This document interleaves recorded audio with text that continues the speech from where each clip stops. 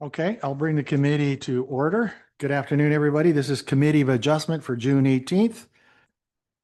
We're in the Coldstream, not the Coldstream Community Center. We're in the Coldstream Municipal Office. Okay. So members of the public are invited to participate in this meeting of the Committee of Adjustment by attending the meeting in person here or online. Members of the public may also access the meeting via live streaming on our Middlesex Center YouTube channel or by contacting the municipal deputy clerk to receive registration link to join the meeting electronically. Members of the public wishing to appear as a delegation can register for the meeting by visiting middlesexcenter.ca/participating council meetings or by contacting the municipal deputy clerk. You can get her phone number on the Monday of the week of the scheduled meeting. All requests to delegate are subject to the provisions of the Middlesex Center Committee of Adjustment Procedure Bylaw. Members of the public can choose to delegate in person or by electronic participation. Accessible formats and communication supports are available upon request. So I'll now turn to the committee. Are there any additions to the agenda? Everybody saying no. Okay, on to disclosure of conflict of interest, which is also called pecuniary interest. The Municipal Conflict of Interest Act requires any committee of adjustment members declaring a pecuniary interest and the general nature thereof, where the interest of a member of the Committee of Adjustment has not been disclosed by reason of the member's absence from the meeting, to disclose the interest at the first open meeting attended by the member of the Committee of Adjustment and otherwise comply with the Act. So the first thing on the agenda is to receive the minutes of May 21st. So are there any questions on those minutes? No. Can I get a mover and seconder? Mover, Counselor Shipley. Counselor Coles is the seconder. All in favor? Okay. Those are received. On to current applications, and I do have some preamble here. Members of the public that wish to receive further notification on any of the applications being considered today, we ask that you please send an email to the deputy clerk at clerk@middlesexcenter.ca requesting further notification. Please be advised that comments expressed in written material presented are a matter of public record. If you have any questions on any of the applications being heard today, we ask that you direct those to the appropriate planner on file. Members of the public that have requested to speak will be given a maximum of 5 minutes to address council and provide comments on the applications. In keeping with our procedural bylaw and our zone policy, I remind all of our meeting participants to use respectful language and uphold our values of cooperation, trust, and openness. Before we go on to the first application, I'll talk about the process for today. I, as the chair, will announce the file and make a few comments. I will then ask the planner assigned to the file to present their report. Then I will turn to the applicant or their agent to ask questions or make comments on the file. And if you're doing that, I'll ask you to come up to the desk in front here and I'll turn on the mic and you can speak. I'll then turn to other people that are here in the audience that wish to comment or ask questions. We'll then look online. Is anybody online that wishes to speak to the file? Then I will turn to our committee members for comments or questions, and then I will call the vote on the application. So that is our process. The first file is, well, it's filed by Findlater and Associates on behalf of Van Hee Farms Limited in order to sever a resident surplus to a farm operation. And Stuart Findlater is here today. He's on a couple of these files. So I'll just make a couple comments as the chair. Our preference is to keep these to about 1 acre. I think what's being presented to us here is about 2.3 acres. So I'm asking our planner to comment on that, and I'm sure committee members will comment. So now what I'll do is I will turn to our planner on the file, who is Marian Francis Ramos Cabral. Marian, do you want to go ahead and punch that in and I'll turn it on? Oh, it's on. Thank you, Chair, and through you to the rest of the committee. So the municipality is in receipt of an application for consent for the land at 22342 Clark Road. This property is located on the southeast corner of Clark Road and 10 Mile Road and is approximately 98 acres in area and contains a single detached dwelling as well as accessory buildings and several outbuildings and structures. This land also contains a drain that goes through this property as well as a significant woodland, but these do not appear to be affected by this application. So this application proposes to sever a surplus farm dwelling inclusive of servicing as well as accessory buildings on a lot with a frontage of 81 meters or 265 feet on Clark Road and with an acreage of approximately 2.3 acres. The retained farmland would maintain 96 acres. The application was circulated to area residents, agencies, and staff. Leading up to this public meeting, staff received comments from the chief building official requesting that the applicant remove or convert the accessory buildings from the severed parcels so that they be considered either residential accessory buildings or removed entirely. As well as engineering staff have requested that land be dedicated to the municipality for road widening and daylight triangle at the corner of Clark Road and 10 Mile Road. Finally, UTRCA reviewed the application and has no objections to it. So staff reviewed this application against all relevant policies, from provincial policy statement to the local and county official plan.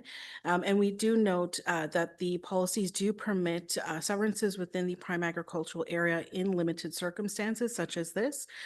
We do confirm that this application appears to meet the criteria to qualify for a surplus farm dwelling severance. However, staff are of the opinion that the severed lot is not limited to the minimum size required for the function of the dwelling, as well as it does include several buildings and structures that were previously used for the farming operation. So staff suggests that the proposed lot be reduced to less than the 2 acres that's proposed by excluding some of the large outbuildings which are not integral to the function or use of the dwelling. And this would increase the amount as well saved for agricultural purposes. So as such, staff recommend conditional approval of the consent subject to the 17 conditions outlined in my report, including the special condition that request that the severed parcel be limited to approximately 1 acre in area. And thank you. I'll be happy to answer any questions. Okay, thank you, Marion. I'll now turn to the applicant or their agent. Stuart, did you want to press that button?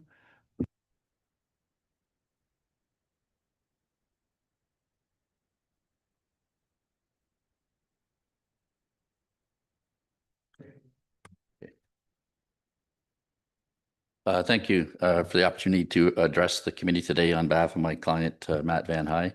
My name is Stuart Finlater. I'm the owner of and the principal planner for Finlater and Associates, Inc. I have been a rural land use planner for over 40 years. The first 35, I was a municipal planner for Thames Center and its predecessor, Western Surrey Township. And the last 6 years, I've worked as a consulting assistant individuals and companies with planning matters across southwestern Ontario. So we've reviewed the planning report from Ms. Cabral, and while we are generally satisfied with the recommendation, we do have some serious concerns with condition 3, which states that the size of the resulting severance be limited to approximately 0.4 hectares or 1 acre. So the provincial planning statement contains policy direction with regards to these type of severances in section 4.3.3C as follows. 1 new residential lot per farm consolidation for a resident surplus and agricultural operation, provided that the new lot will be limited to a minimum size needed to accommodate the use, which is a critical term in that definition, and appropriate sewage and water services. And the other condition is that the planning authority ensures new dwellings and additional residential units are prohibited on the remnant parcel of the farmland. I'll just note that both the County of Middlesex and Middlesex Center official plans contain essentially the same language as the PPS with regards to surplus residential dwellings as a result of farm consolidations. So what we've applied for in this case, just over 2 acres, is in my professional opinion consistent with the PPS and in conformity with the intent of both the County and Middlesex Center official plans. And I say this because the mature tree lines on both the north and south property limits clearly defined the area used for residential purposes for many, many years. There's not been any agricultural activities happening between those tree lines for many, many years. The 2 buildings to the rear of the dwelling have both been used as part of a woodworking hobby of Mr. Van High's grandfather, which he started approximately 35 years ago. The building on the south is where the heated woodworking shop was located. and operational until this past year, and the building to the north was used for the storage of lumber for that woodworking operation. Neither building is designed for livestock, as there's no water service, and I'm told that while they may have been used for storage of agricultural equipment many years ago, they are vastly undersized for today's equipment. It is therefore my opinion that these two structures are better suited, being left with the dwelling for the use of the homeowner for storage purposes, or perhaps a small workshop for personal use. And Mr. Van Hy may have a few words to say with that when I wrap up, if that's okay. So just to be clear, neither the PPS, the County of Middlesex official plan, or the local official plan stipulate a maximum size. So I'm not sure where the 1 acre comes from, because it's not policy anywhere written, either provincially or county, or even at Middlesex Center level. In fact, just as an aside, I had a surplus farm dwelling severance approved in Thames Center, which was 16 acres in size. And that was because of location of servicing and how far back the house was set in. So that 1 acre, it may be something, an unwritten policy, but it's certainly not a policy that can be relied on. I think you have to look at each and every application on its own merits, the layout, the services, and the use of the land. So the purpose of the policies, in my opinion, are to ensure that agricultural land loss is kept to a minimum, while allowing farmers to enlarge their holdings without having to become a landlord by keeping additional houses. In this case, there's absolutely no loss of agricultural land with what we have proposed. And I would simply ask the committee to approve our application as applied for the reasons outlined above. And I'd be happy to answer any questions, should there be any. Thank you. Right. So how do you turn them off? You have to press the button, Stuart. There we go. Okay, thank you. Thanks for the explanation, Stuart. I'm going to turn to, is Mr. Van He here? Do you want to speak to this or not? Okay. Van Hy, okay. There we go. Just hit the button there.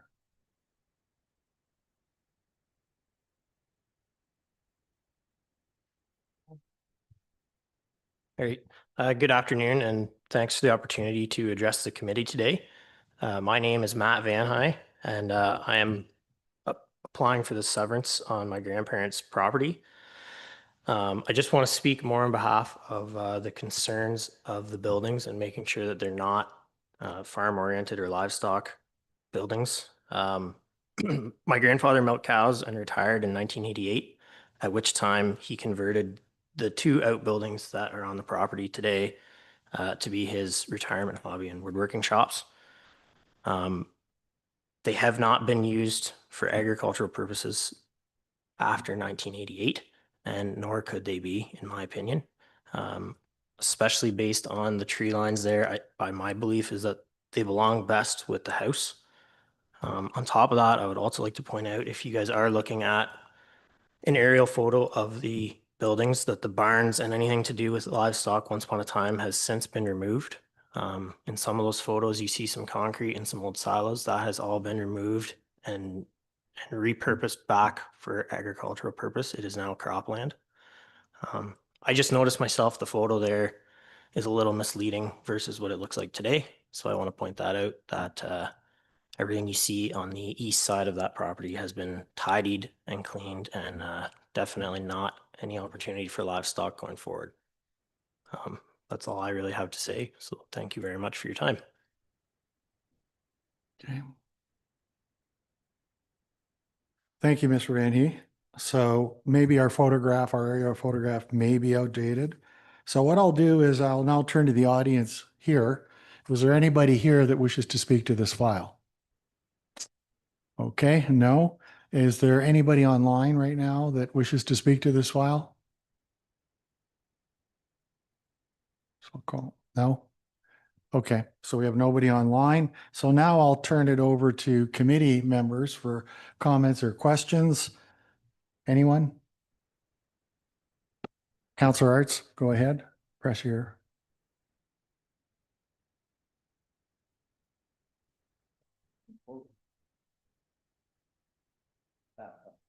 Okay, it should turn red.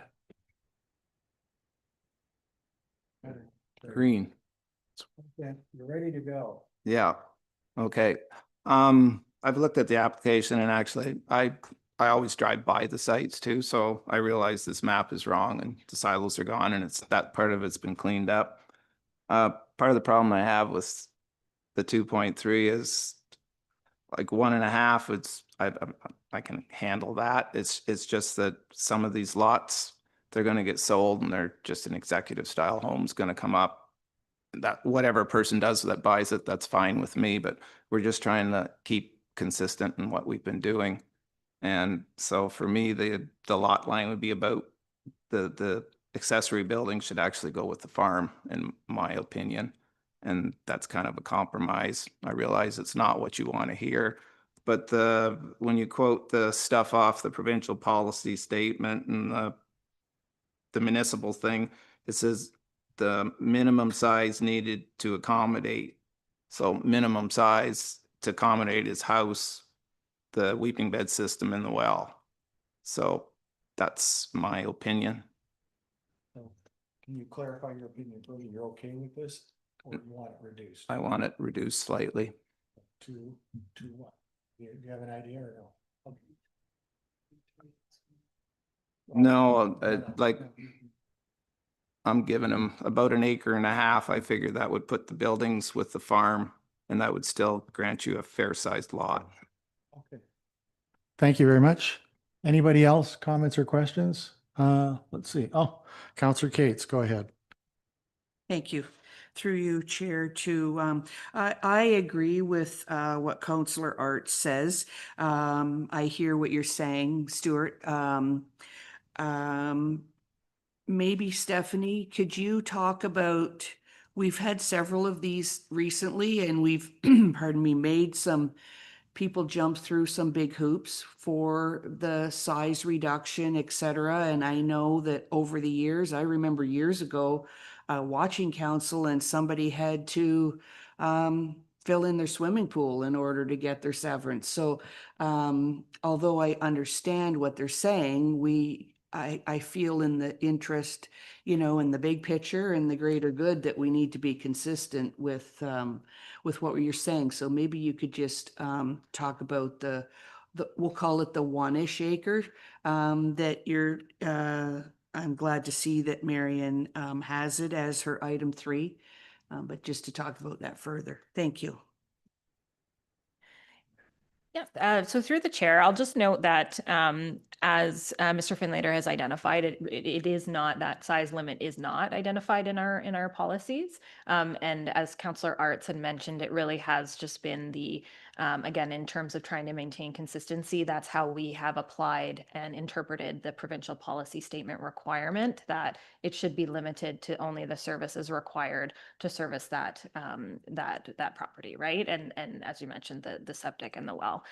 So that has been our interpretation of that. And again, there are many implications and many reasons why those policies are in place that I think council is well aware of. But I also acknowledge that we should be looking at each site individually, and we should be looking at each site on its own merits. So I think there is always that room. And again, the council has the ability to revise those conditions before making that recommendation. I will note that we do have a few we did draw up a few sketches showing just kind of approximately the different areas, if that would aid in the committee's review of this. So I think Sophie's got them up on the screen. So this is, I believe this is 1 acre. Is it listed? So this is the 1 acre concept that would be, again, and I think the concern here is those outbuildings, not necessarily we acknowledge the tree line there, but again, kind of past that in those the large buildings. And then there's another one that we've provided here, which is this 1.2. So this is 1.2 acres, what that might look like. So again, typically in consent applications, there is a general condition for the general size, and then as we look to satisfy the conditions, they will come forward with their plan. that we approve and there's a little bit of flexibility there. So again, council has the ability to revise that, or committee, I apologize, has the ability to revise that condition before making the recommendation. Yeah, that's all. I am happy to answer any more questions, but the 1 acre, I will acknowledge, the 1 acre is not written in our policies. It has been it just has been our standard, and again, to maintain consistency. But again, committee has the ability to change that condition, and I do agree that we should be looking at each site on its own merits. Stephanie. So before I turn to you, Stuart, you want to speak to this? We have granted surplus farm severances beyond an acre before due to extenuating circumstances, I think as high as maybe 1.5. Having said that, did you want to speak, Stuart? Okay. Yeah, and I don't want to belabor the point, but you are not taking into consideration the wording in the PPS and in the county plan and in your own plan. It talks about the use of the land as well as the services. I mean, anybody can draw a line around a well and a septic and say, there's your 1 acre. But that's not what the policy says. And you can't just make up your own policies. They have to be written policies from a planning point of view. If we went to the local appeal tribunal, I don't know how anybody as a professional planner could stand up and say, well, we have 1 acre as our size. Because you're just going to get asked, well, where's that come from? That's what council likes to see. Well, I'm not going 90 and a 40 because I like to go 90. I can only go 40. So I really think you need to think about the total verbiage of the surplus farm dwelling severance policies. And the use of this land for residential purposes is between those 2 tree lines. And I don't think you can just ignore that and say, well, we're only going 1 acre and start drawing lines. Because I don't think that's what the policy is intended to preserve agricultural land. There's no agricultural land being affected by this. Those buildings are not agricultural buildings today. They haven't been for, Mr. Van Hy just said, since 1988. They're converted. The one's basically empty. It's got old wood stored in it. And the other one's was the old woodworking shop, which is still there technically. So they're not agricultural uses, and they haven't been for many, many, many years. So I would ask you again to consider what we've applied for. If that's not going to work with council, then certainly if we can keep the 1 building in there, like it was on the second drawing, I'd have to ask Mr. Van Hy if that works for him. The second drawing they had up there, the 1.2 acres or whatever. I mean, we really do want the full, what we've asked for, right? So we don't want it denied. If that's not going to be approved, then we would ask either it be deferred or we go with at least the 1 proposal or drawing from the staff that would include the 1 building. Thank you. Go ahead. Thank you. Through you, Mr. Chair.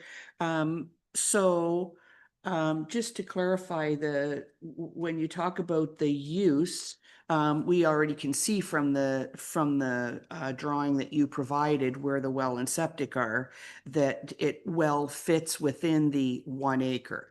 And I think that we've said that we aren't hard and fast on 1. There is the options there for the 1.5, et cetera. But I just also wanted to point out that the chief building official has said that some of them may need to be removed or inspected. So I think we need to keep that in mind too. The applicant is to remove all buildings on the agricultural parcel. Okay, so you've done that, but to have a look at the buildings that are there. So I just wanted to point that out as well. Thank you. Thank you. So I'll further comment. Councillor Arts, go ahead.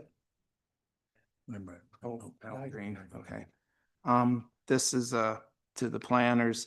That 1.2, was the north tree line in or out of it? Are you addressing that to Stephanie? Yeah, that because personally, the north tree line, in my opinion, should stay with the property. That north is That one, yeah. that one, yeah, like that line, the north tree line, I would include in there. Which is more up. Up, yeah. I'm from Middlesex Center. I mean, I'm from Lobo Township, so we're cockeyed, right? But I'm pretty sure north is up on the diagram. Yeah, because those are not bad trees. The other side, but yeah. What is that, about an acre? The one that's drawn? This one is the 1.2 acres. And if you don't mind, through the chair, I can clarify kind of we don't, through these consents, we don't approve, the committee doesn't approve those that map. It's the conditions, right? And again, they go off and they prepare it really is just that kind of the acreage that we'd be looking at. So I just want to provide some options for the committee to consider.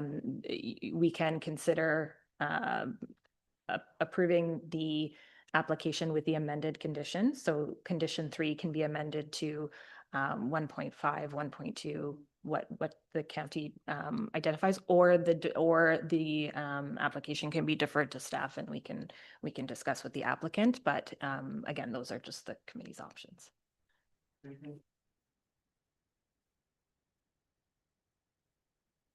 So Stephanie, through the chair, Stephanie, just for clarification, are those trees in that right now or not in that? So I can't, through the chair, to Councillor Shipley, I can't answer that exactly because again, it would depend on when they actually go to do the plan. I mean, we can include a condition that the tree line be, like that could actually be a condition that's added. Again, I'm only saying that because the actual reference plans don't get done until after. And that's when the specifics, this is just done through GIS, so it's not that precise. But again, a condition could also be added to that the tree line be included with the farmland. But I would suggest if that's the discussion we're having, maybe it does get referred back to staff and we can have that discussion and look at it in a bit more detail. Okay, so I think we're questioned out now. Okay, go ahead, Stuart. Press the thing there. Okay, go ahead. Okay, sorry, just one point that Matt just pointed out to me. So the wood that's in that shed at the back is used to heat the house. They have an external furnace that heats the house. So that is really a critical component of servicing the house, just so the Okay, committee's aware of that. So, all right. So what you're saying is you want to keep it the way it's applied for, obviously. So there's two things that we can do here. Our planner on file, Marion, has put forward that she recommends granting this application, or the committee can choose to defer it for further internal discussion rather than refer it to staff and talk about it in fairness to the applicant. So that's what I'm putting out there. Revise condition 3 with local property. Yeah, but I still think, I don't want to get into revising conditions because Marion has thought about it, but I would suggest that maybe we defer this and talk about it in a little more detail rather than doing these sketches and all that jazz, okay? So it means a deferment, refer, but defer the file because the file will not be dealt with tonight. Okay, so if I suggested that we refer this back to staff for further consideration, is there any take on that? You hold up your hands? Yeah, good. Okay. So that's the way we're going to go then. Let's make a mover and seconder on that. Mover, Councillor Shipley, seconder, Councillor Cates. So all in favor of referring this back to staff? Hands, okay. So that's carried. So there'll be a deferral, but I think it's a fair thing to do to refer it back to our planner and talk about it. Okay, thank you. I'm going to move now on to the next application, which is B82025 15959 10 Mile Road. This as well is a surplus farm residence application.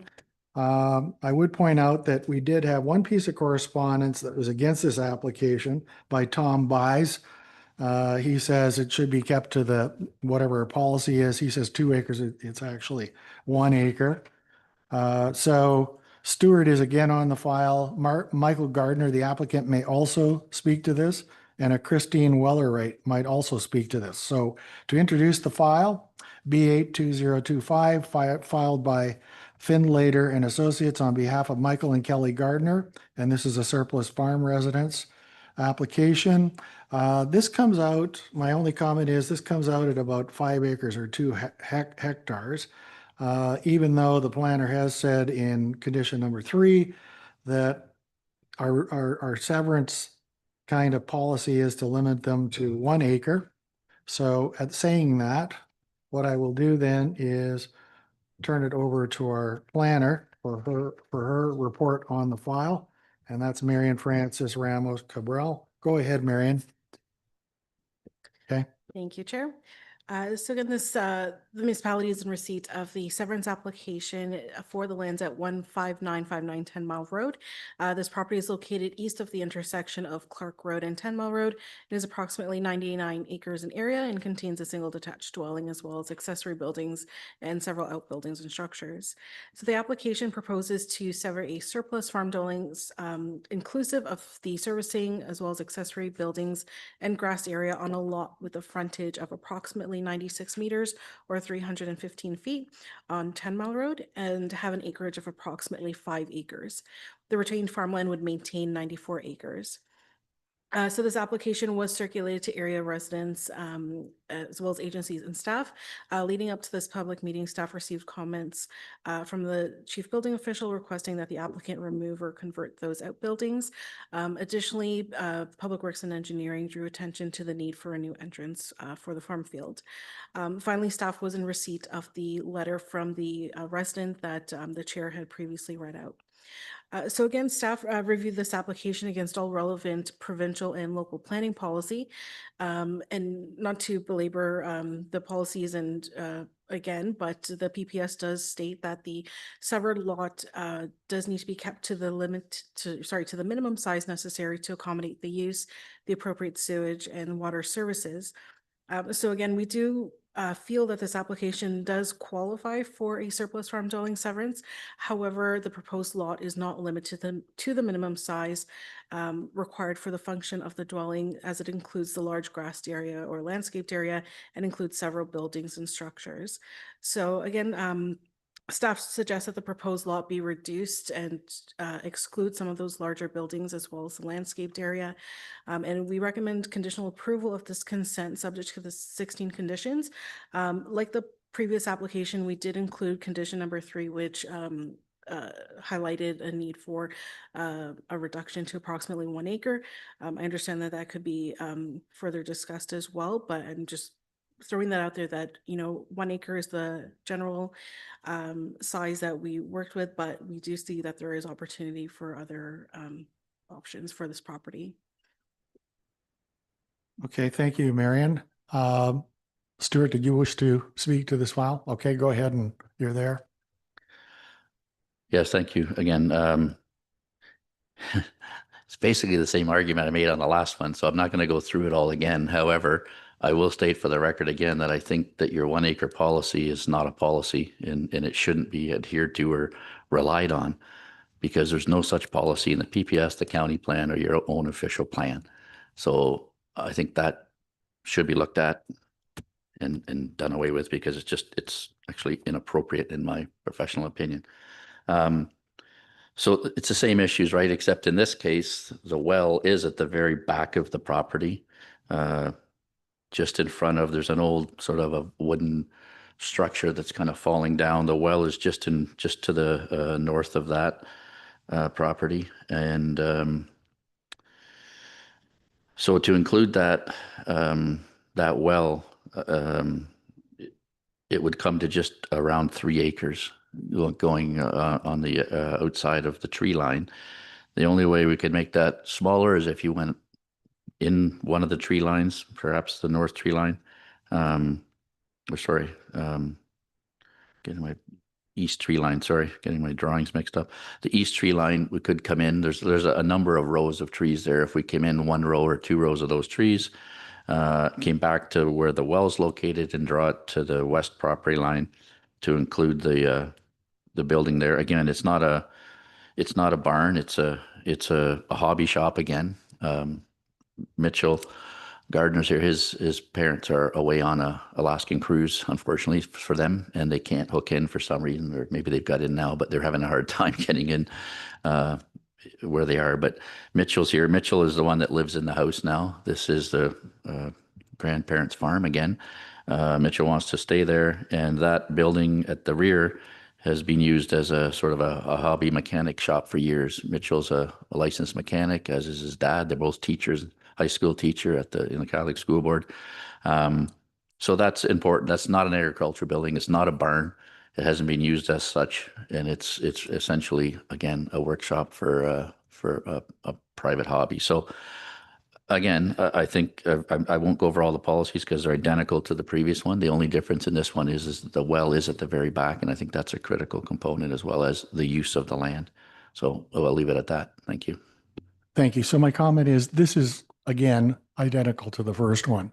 And and I could make comments, I won't, but I would like to hear from is it Michael or Mitchell? Mitchell, okay. So did you wish to speak to this file? Okay. Your parents are also online, apparently. So, okay, so I'm going to turn to them next, so bear that in mind.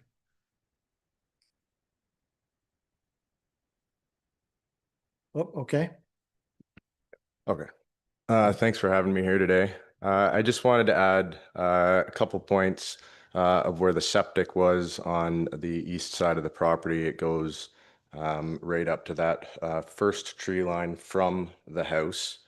So we were hoping to have the line end there. And then the well does, it's all the way at the back of the property, just behind where that accessory building is.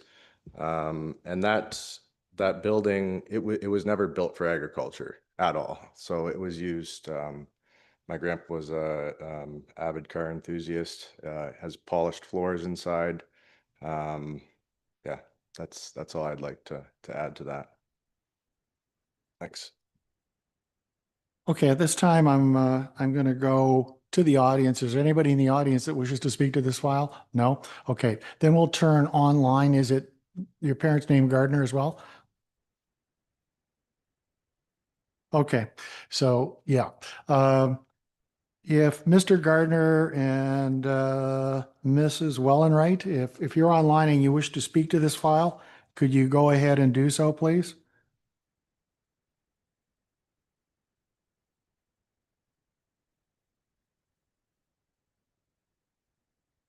Can you hear me and see me? I can hear you as the chair of the committee. Are you Christine Wellenwright? I'm Christine Wellenreiter. Yeah. Yeah. Okay. So you're speaking to Committee of Adjustment today on this file. So I would ask you to just proceed. Go ahead and make your statement. Great. I also want to share that I'm here with Michael Gardner as well. I've heard a lot about policy in the comments being made. I share Stuart's concern that if you're using the term policy and as public officials stating that 1 acre is a policy, is inconsistent and incongruent with what's been shared with the public in terms of taking, I also heard from the committee, taking each property for its own merits. I've taken a look at the official plan. I've taken a look at the policy. And it is really to look at each property in a manner that will allow it to maintain its services, maintain its use, not detract from any agricultural use. So I do share that concern that if you are telling the public one thing, that policy is one thing, and then imposing something different, that inconsistency will probably result in this repeated type of request coming to you again and again. I believe that I also heard the importance of maintaining the culture, history, preserving the complexion of Middlesex Centre. And if those things are important to you, then there's nothing more we are absolutely maintaining that consistency. We are maintaining that heritage. This is a fourth generation family that is going to be living on the land, using the property exactly and the buildings exactly as they have been. There's no detraction from the agricultural use whatsoever. So all these things that in the official plan and all the official policies that we say are important are being completely adhered to. And we want to keep it that way too. We share those ambitions for the heritage and complexion of the community. I'm glad that the trees were brought up in the previous submission. I think those trees are important to the look, the feel, the enjoyment of what that long heritage in Middlesex Centre is. They also create resilience from a climate and biodiversity perspective. I think we all know that. I think seeing those trees taken down for the purpose of agriculture doesn't actually enhance the community. It actually takes more than it gives back. So I just wanted to share some of those concerns. I very much agreed with Stuart's comments that these are, when we read the policy, we're trying to adhere to it. That's what you've told the public. That's what's out there in the public. And then to suggest that there is a different policy that's unwritten, untold to the public, and then imposing that as your sort of go-to, it does create confusion and a little bit of mistrust, frankly, from the public when we have those divergent views. Okay, thank you very much. If you've concluded, I do have a counselor who wishes to make a comment before I make some comments. Well, okay. So my comment is this is very similar to the first one. In fairness to the applicant, this should be referred back. We need to have an internal discussion ourselves as to this policy that we've put out there. So by referring it, then we're deferring the application into the future. I think that's fair. I'll rest there and I'll turn to Councillor Cates to go ahead and speak. Thank you. Through you, Mr. Chair. First of all, I want to say as Mrs. I'm sorry, I didn't catch her name. Mrs. Wellenwright has really stressed is consistency. And I agree with consistency. And that's what my point is on the other application. To talk about mistrust, etc., that's just not even right, because I'm trying to stick up for just the past files that we've had in the past, let's call it 6 months. There's been several people that have had to make some big revisions on this. And I think that it's something that we kind of all agree with on, keeping them as small as possible for far into the future use. And suddenly we have a 5-acre plot here and, we want it to be as minimal as possible. And then the one thought that I had, so to the trees, I think we all agree that we like the trees to be there. Given where the services are, which is what I think is normally kind of what our first criteria is, where are the services on the property, and the well, maybe as the chair said, to refer this back. And if we look at this, where the well is, there's quite a bit of space between the well and the back line. It's drawn there. Maybe that's what gets looked at. But anyways, those are my comments. Thank you. Okay, so before I open it up to committee members, this is identical to the first one. And my suggestion is that we vote on referring this to our planner for further discussions internal to the municipality. Okay, I think we need this. And I'll open it up before I ask for comments or questions from committee members. Stephanie, do you wish to comment? Or are you okay with that? This is very similar to the first application. Okay. Yep, go Yeah, ahead. yeah, through you. I'll just maybe confirm if you're kind of interested in deferring to staff to kind of discuss our policies internally, or if it's more to look at these specific applications, because I do think it's important that, I mean, these, again, each file should be reviewed for its own merits. So I would just maybe we can clarify if, we can certainly, if someone wants to make a motion to look at these policies as internally, we can do that, but I think in this case, we do need to be specific that we need to address these two applications specifically. Excuse me, is Michael Gardner able to speak as well, or when would that, the appropriate time for that be? Yeah, we're going to put that on hold for a moment. He's already spoken. I can turn back to him, but Oh, no, I'm trying to. Michael. Oh, okay. This is your husband. Yes. Yes, he can go. Well, let me turn to the committee member first. He was in line first, so go ahead, Tom. Certainly. Thank you, Mr. Chair. I don't feel this is the same as the one we're looking at before, prior to this one. The reason we're looking at this is this well service. It's a service problem, not a building problem. There's a reason the well is so far away from the house, and I'm assuming because there's no water near the house, they had to put the well so far from the house. It's possibly fed by a spring. I don't know. I'm still on the 1 acre thing. Like, I live on 3/4 an acre. There's plenty of room for a house and a garage and that. I think we got to look at them, as Stephanie said, individually. 99% of the time, 1 acre will work. This is the 1% exception to the rule, as far as I'm concerned. The well is so far away from the house. And I'm not asking anybody to start looking for another well, drilling wells, trying to find water. I know, sorry, Mitch, is it? What's your interpretation? What would you be able to live with an acre size on this property?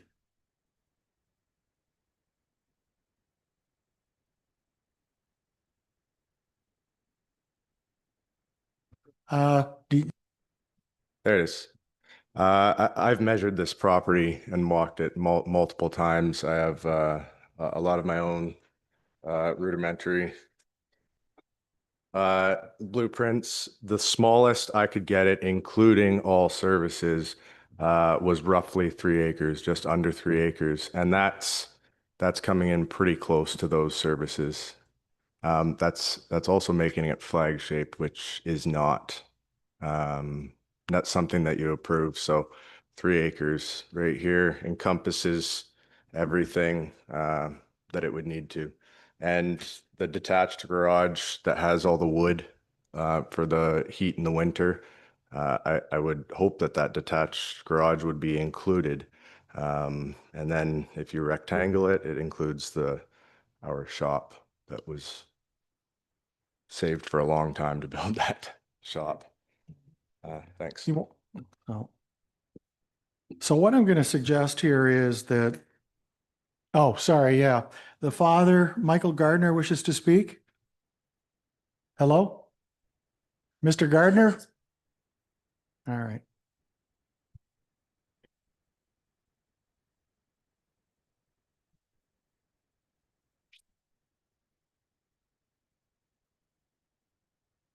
Hello, can you hear us now?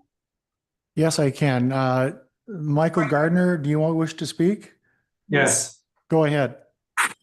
So I hear everything you guys are saying, and as Mitchell just pointed out, we did some measurements, and we initially started off with the 5 acres because we read the regulations on your website, and we thought that was appropriate, given that it's not taking away from the arable farmland. But hearing all the discussion about smaller and whatnot, so we're not opposed to coming inside the tree lines a little bit, but most important, we wanted to include the services that are already serving the house itself, the dwelling. So we're not necessarily opposed to the 3 or 3 1/4 or whatever it is to encompass the house and the services. We would love to have the tree line, but that's not it's not the be all end all for us. That's all. Okay. Is that it, Mr. Gardner? Yes, it is. Thanks. Okay, thank you very much. So it's been suggested we could revise the conditions. I don't want to do stuff on the fly without proper analysis. So, and I've listened to Counselor Shipley, so I'm going to turn to other committee members for comments and questions. Do you want to go, Counselor Arts? Yeah, through your chair. I agree with Counselor Shipley. Drilling wells, I've seen a well drilled that's dry and 2 feet away there's water. Like, you don't want to mess with a good well. So I think about 3 acres encompasses the well, and I think it's a square. I'm a farmer. I don't like flags because they're corners that. Anyways, I agree with Counselor Shipley opinion on the matter. Okay, so his opinion was try to incorporate the well in about 3 acres, but I still suggest that we refer it back to staff, taking that into consideration. Counselor Cates, go ahead. Thank you. Through you, Mr. Chair. I don't disagree with them, but I think that we should just defer it back to staff. I think that they hear our thoughts and that we defer it back. And I'll make the motion if I need to. Thank you. Okay, so I would agree with that. Rather than design on the fly, let's refer it back to staff. This application will be deferred. I think it will be for the best to do so, rather than what I call design on the fly. So at this point, I'm going to ask for a mover and seconder for that motion, which is to refer back to staff. All in favor?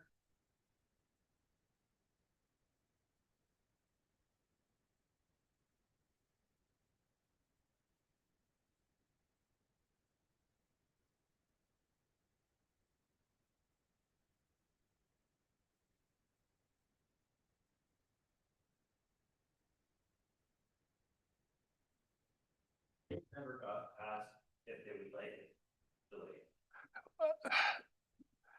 Well, we're not prepared to make a decision, sir. So that's the key issue. Yeah. Okay. So I'm suggesting this is the best course of action in fairness to them and fairness to us. Okay. Thank you. Okay, I'm going to move on to the next application, which is application for minor variance 50 Willard Crescent. This is a minor variance application filed by Troy Miller on behalf of Andrew Ryan for relief from our comprehensive zoning bylaw in order to establish a maximum lot coverage for an accessory structure to 4.53%. Our zoning bylaw allows 3%. So and the planner on file is Dan Fitzgerald. I don't think this house is built yet, but perhaps you can comment on that, Dan, as well. So I'm going to turn it over to you.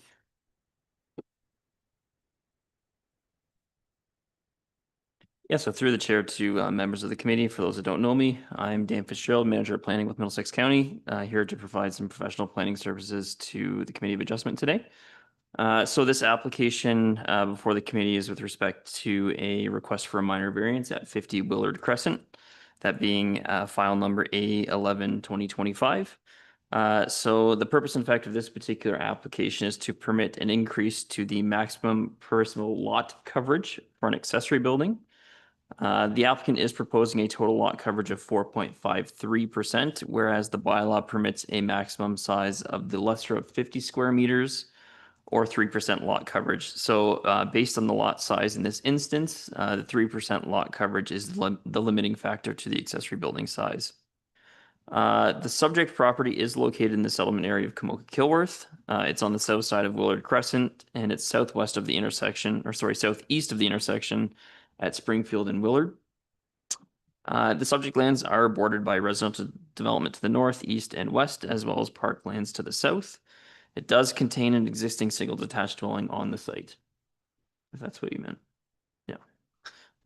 The applicant is proposing to construct a 28.9 square meter accessory building in the rear yard, which would again cover that 4.3%, 53% lot coverage in total area. And the proposed structure includes a roofed covered outdoor gathering area, as well as a small enclosed area intended for storage.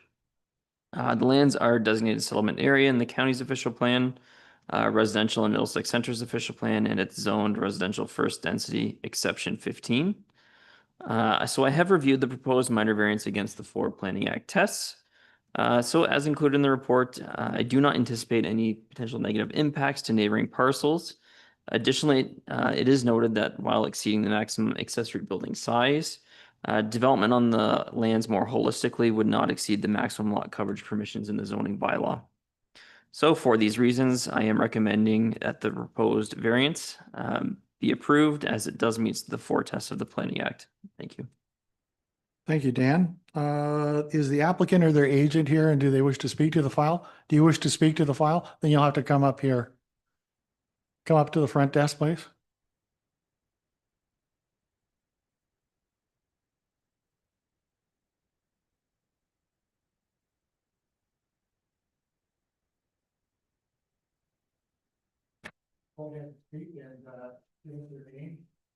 Troy Miller with, I'm the agent here for the project. And yes, as Dan pointed out, it's a multi-use building that's being put back there, small storage area of 96 square feet, with the rest being just a proposed outdoor covered area for outdoor entertainment, patio, gathering.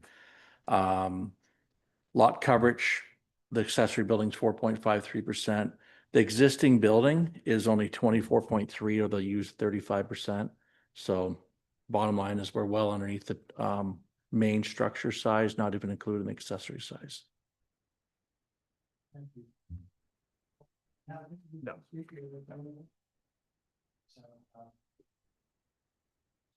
All right. Is there anybody else that wishes to ask questions or comment on this file here? No. Is there anybody online? There's nobody online. Okay. I'll now turn to committee members for comments or questions. Anyone? No. Okay. No questions from the committee. So we will entertain motions to vote on this application. So mover, Councillor Cates. Councillor Arts is the seconder. All in favor? Okay. That is carried, sir. Okay. Thank you. Right off. Thank you. Okay, I'm going to move now to the final application, which is 5.4. This is B62025, part of Lot 17, London Concession 13, South Part. Stuart is not here. Who said that? Oh, you know that for a fact. Okay. All right. Yeah, good enough. I'll announce it and we have some time to return. This is a consent application, which is severances on behalf of Luke Oslislow. Is that how you pronounce that? Oslislow? Okay. In order to sever 3 lots. So there's a lot here. They want to retain 1 parcel and create 3 new lots. So having said that, I'll turn to the planner on file, who's Dan Fitzgerald. Go ahead, Dan. You want to press your button? Stuart, we'll get to you. Glad you returned. Okay. Go ahead, Dan.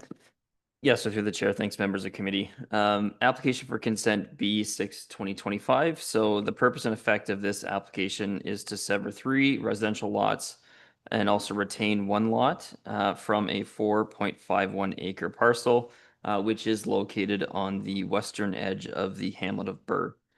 So each of the proposed severed as well as the retained lot would have frontages of 33.9 meters and areas of approximately 1.1 acres, all located with frontage on 13 Mile Road. The effect of the proposal is to establish again 4 lots to permit the construction of a single detached dwelling on each one of the lots. So as the committee may recall in this particular instance, this lot was created through a former consent application, that being B12/2022.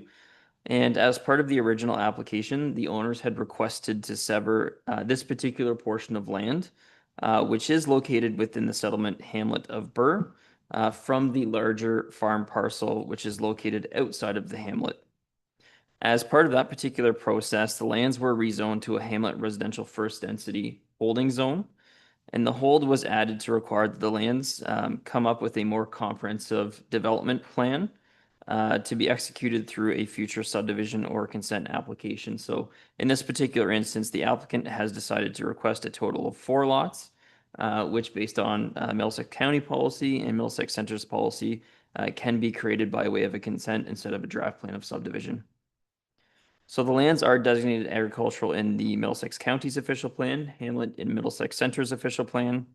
and it's zone hamlet residential first density. And again, it does have that H1 holding symbol on it. Staff have reviewed the proposed severances against the provincial planning statement, the County of Middlesex official plan, as well as Middlesex Center's official plan.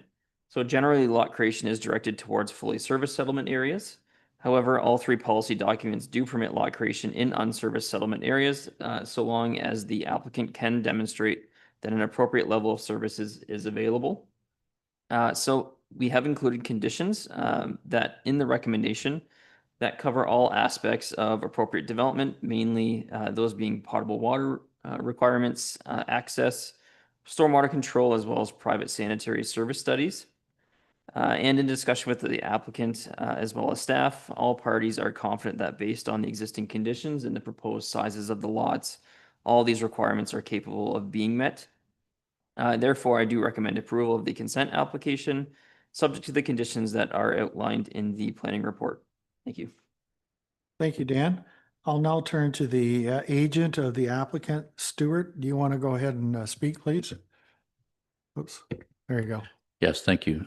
Yeah, so we've reviewed Mr. Fitzgerald's report and we are satisfied with the report and the recommendation, and I don't have anything further to add unless there's any questions of the committee. Okay, so we'll get to that. So, yeah, in the interim, is the applicant here? Does the applicant wish to speak? No.